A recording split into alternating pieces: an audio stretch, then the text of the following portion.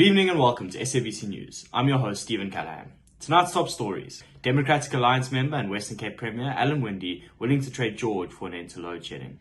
And our feature story tonight. Is the current policy model for criminal procedure in South Africa the right choice? South Africa is one of the crime capitals of the world, with more than 70 murders reported per day. This has led to critique of the current policy model of the Republic. Here's Hayley Probin with more. On the 31st of March 2025, the South African Law Reform Commission asked for the public's input on 4 discussion papers concerning the criminal justice system. These papers concern the use of alternative dispute resolution, the possibility of non-trial resolutions, arrest dispensation, and subsequently bail dispensation. The request for public participation sparked conversations over the type of policy model used in South Africa. Currently, South Africa is said to be focused on the rights of the accused and is therefore a due process model. The question is, if changes are made, will South Africa lean more towards a crime control model? Here's Amir with your sport. In tonight's sports talk, which model of competition is it more important for Mamelodi Sundowns to win the season? The due process model or the crime control model? The due process model focuses on the procedural interests and rights of the accused. The specific rights are the right to dignity under Section 10 and the procedural rights contained in Section 35 of the Constitution. In the due process model, it is of the utmost importance that these rights are respected and the effect is given to the Bill of Rights. This is a procedural model that is favoured in South African law.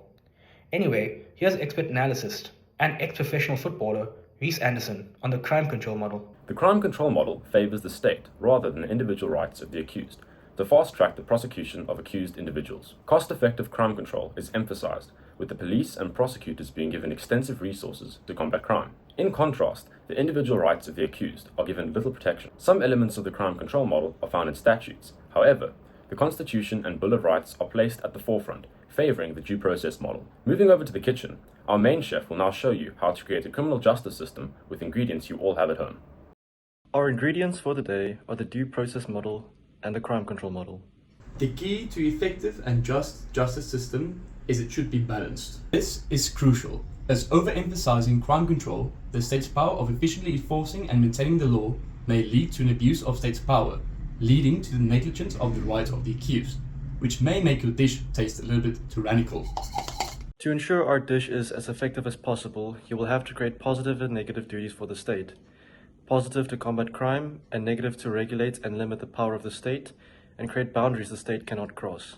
This balances your dish, and it will then be ready to eat. We now welcome you to Justice Junction, a segment we love and enjoy, because we get to discuss the juicy gossip of our legal system. Tonight, we are going to be delving into the discussion papers released by the South African Law Reform Commission. A new proposal suggests deferred prosecution agreements. Admit to your wrongdoing, promise to behave, and avoid a costly trial. It's a quid pro quo. Companies stay afloat, workers keep their jobs, and prosecutors save resources.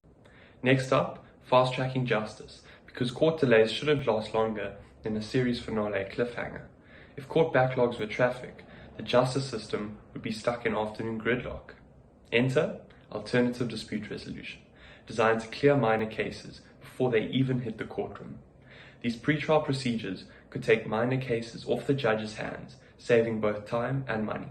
Think of it as the legal system's empty taxi lane, because justice delayed is just justice denied. On another note, the deadly force dilemma. Section 49 of the Criminal Procedure Act is under review, reaffirming that deadly force is only justified when a suspect poses an immediate threat or has inflicted serious harm. The proposed amendments emphasize that this standard remains strict. The goal? Keeping arrests from turning into action movie shootouts. And lastly, bail or fail, making sure that victims aren't left in the dark. A new proposal suggests that they should be notified of bail proceedings and have their safety concerns addressed. If their rights aren't upheld, time to lawyer up and take it to court. It's all about shifting the narrative. Justice isn't just about the accused, it's also about those that they've harmed. In essence, we are working towards making the legal system fairer, firmer, and faster. Well, that's the scoop from the South African Law Reform Commission. Papers 1 and 2 are all about crime control and preventing the court's backlog, while papers 3 and 4 are focused on due process and victim rights, which is definitely a South African legal priority. However, as always, it's a fine balance, so stay tuned to hear more. News signing off.